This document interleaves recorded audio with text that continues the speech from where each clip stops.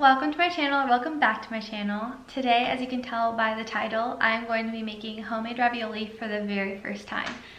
I make pasta, homemade pasta, quite frequently. I just made a big pasta feast for my dad for his birthday the other day. I love making pasta, but I've never made any sort of stuffed pasta or any ravioli.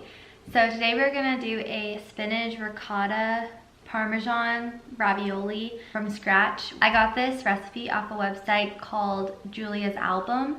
So I'll link the recipe below. She has a lot of really great information about how to make the perfect ravioli and some things that you can buy to help you with the process. I have a ravioli stamp, so I'm going to be pressing my own ravioli, which is a little nerve-wracking because if the ravioli comes apart while you're cooking it, then the whole dish is ruined. So I'm a little stressed about that. The first thing before we start cooking is I cleaned the counter with a cleaner, and then I cleaned it with really hot water and then made sure it was completely dry. So if you're gonna make pasta in your kitchen, make sure that your counter is not only clean with a chemical disinfectant, but also with really hot water so that you wash away all the excess chemical. That way it doesn't end up in your pasta.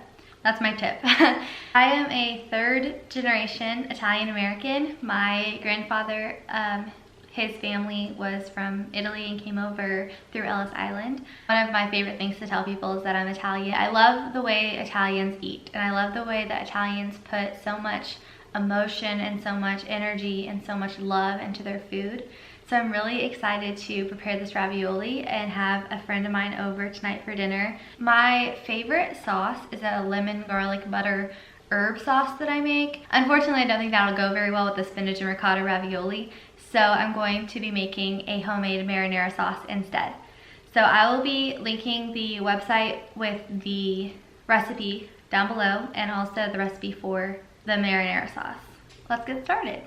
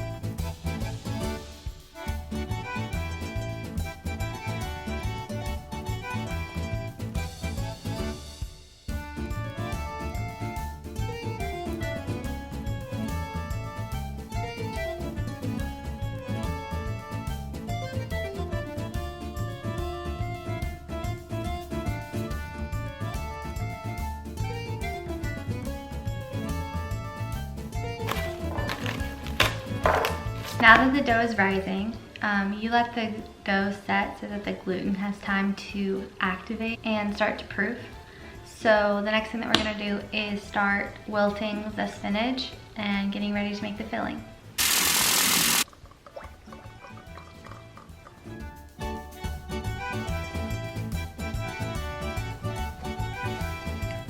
So I just finished wilting the spinach. I'm not really using her measurements. I don't want my filling to be so spinach heavy that you can't really tell that there's cheese in it. I'm using 6 ounces of spinach, wilted in olive oil. So I'm gonna let that cool over here for a little bit. The next thing that she wants us to do is finally chop the spinach. I'm gonna let it cool off so that I can squeeze all of the oil out. I feel like it is not going to stick like it should if you don't, like if you have excess liquid in, I guess, if that makes sense. I also noticed that in her filling she doesn't have us using any sort of egg. I'm gonna add to it, and I am gonna use egg in the filling just to make sure that I am making a filling that's going to hold together and kind of bind to the dough and hold the pasta together. If you hear noise in the background, that is my wonderful sous chef of a husband who is shredding the parmesan. It's gonna go into the filling. So while the spinach is cooling before I get ready to chop it, I am going to get the rest of the filling ready in this bowl. It's just spinach, parmesan, ricotta, and salt. So I have the ricotta. He's doing the parmesan and I'm waiting for the spinach to cool. So I'm going to get the ricotta and the salt in here and just kind of hang out. The spinach has had a little bit of time to cool. I'm going to squeeze it dry and then put it in this bowl. All that spinach just ended up being this much once I squeezed out all of the stuff. Roughly chopped. We're gonna put it back into the bowl. I'm going to add 3 spoonfuls of ricotta. That's good. Probably the equivalent of a cup of Parmesan. I like cheese. I'm gonna go ahead and put the egg in there just to kind of hold the ravioli filling together. And I'm also going to put like a little shake of garlic powder. I like garlic. It smells good. I'm gonna mix in that egg just to hold the filling together. This is what we got. Show it to you there. Now I'm going to roll out the dough. So we have the dough that has been proofing for an hour, and we're going to go ahead and roll it out. So for ravioli, it's important that your top and bottom of your ravioli are paper thin, or as close to paper thin as humanly possible, to ensure that your ravioli cooks evenly, that the filling cooks, and that you don't, your ravioli doesn't completely fall apart.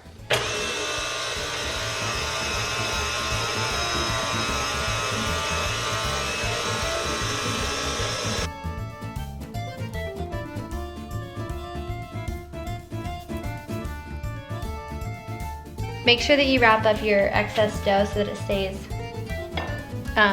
moist. So I'm gonna take a little bit of my filling and put it in the center of a dough spot.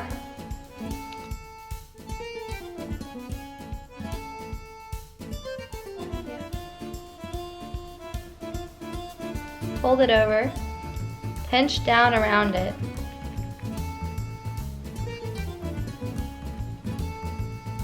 and then stamp it out.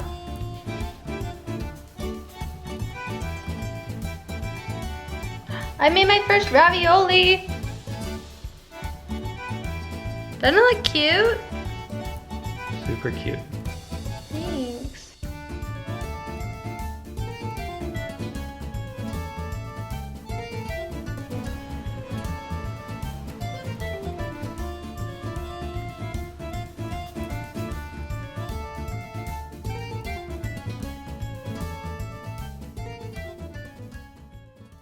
So this is how many ravioli it yielded for me.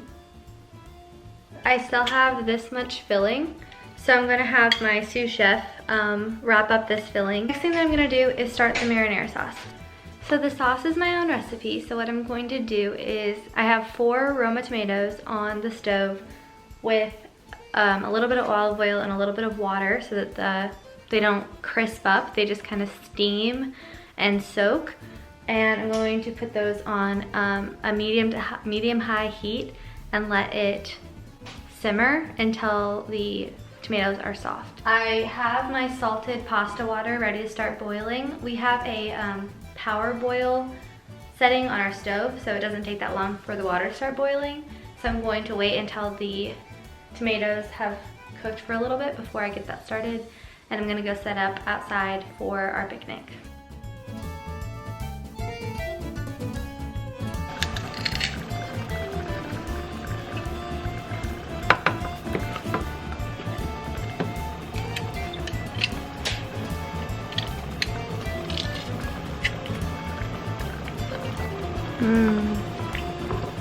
Garlic and basil.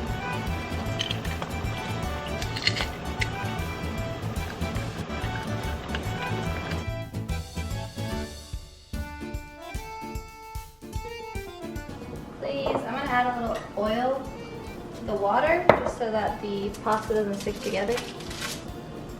Please cook well.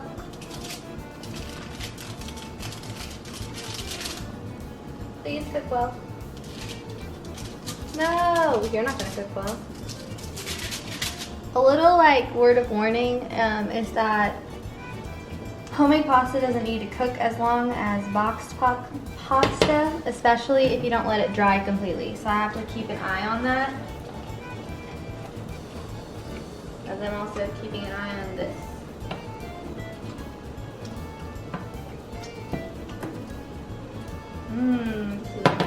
I want it to be like a creamy tomato cheese sauce.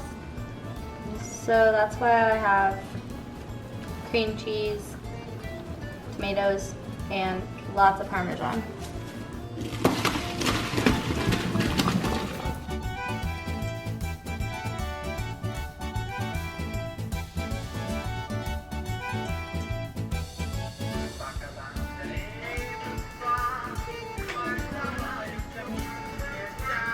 I love it. I liked making it, and I'm probably gonna make it a lot more in the future. Thank you so much for watching my video. It would make my heart super, super happy if you'd subscribe to my channel and share this video with any of your Italian American friends that you want to share with them how to make ravioli. Also leave a comment if you make your own ravioli, or if there's anything else from any other culture that you'd like me to try to cook and react to cooking it. I really enjoyed making this. I can't wait to make it again. I love making pasta. The next thing that I'm going to try to make is a risotto ball, which I'm really excited about because I have a newfound obsession for risotto balls. So if you want to see that video, be sure to subscribe to this channel and turn on the bell for notifications of every time I post. I'm trying to post twice a month starting this month in August, so wish me luck. Subscribe so we're friends.